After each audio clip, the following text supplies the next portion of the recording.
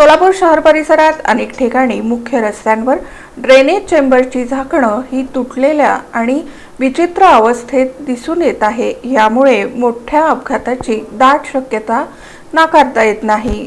Smart city अंतर्गत विकसित झालेल्या सोलापुरात अनेक गोष्टी या जशा चांगल्या आहेत तशा अनेक गोष्टी या भयानक देखील आहेत, ज्याकडे महापालिका प्रशासनाचं दुर्लक्ष होत आहे, जे अत्यंत दुर्दैवी असंच म्हणावं लागेल। अशा अनेक गोष्टी महापालिका कर्मचारी अधिकारी वर्गाला उघड डोळ्यांना दिसतात, पण त्याचा काही एक उपयोग होत नाही।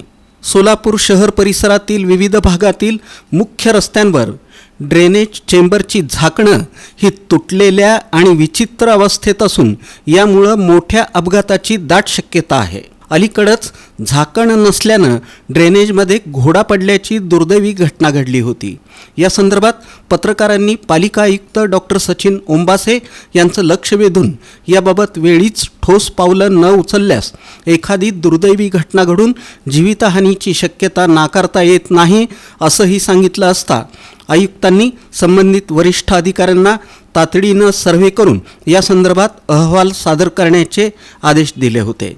मात्र अद्याप कोणत्याही ठोस हालचाली नसून अनेक ठिकाणी ड्रेनेज चेंबरची झाकणं ही तुटलेल्या अवस्थेत, तर अनेक ठिकाणी ती वर आलेली आणि अनेक ठिकाणी खाली गेलेली आहेत। काही ठिकाणी या झाकणांच्या शेजारी गोलाकार स्थितीत दगडं ठेवण्यात आली आहेत।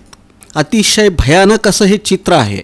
रस्त्यावर मोठ्या प्रमाणात पाणी आल्यावर या तुटलेल्या आणि वर आलेल्या अथवा खाली गेलेल्या झाकणांचा अंदाज येत नसल्यानं एखादा वाहनधारक यात पडू शकतो आणि यामुळं त्याच्या जीविताला धोकाही होऊ शकतो। यामुळं पालिका आयुक्तांनी ही बाब तात्काळ गांभीर्यानं घेऊन लागलीच याबाबत ॲक्शन घेणं गरजेचं आहे। एखादा अपघात घडल्यानंतर कारवाई करण्यापेक्षा अपघात घडण्यापूर्वीच कार्यवाही होणं अपेक्षित आहे।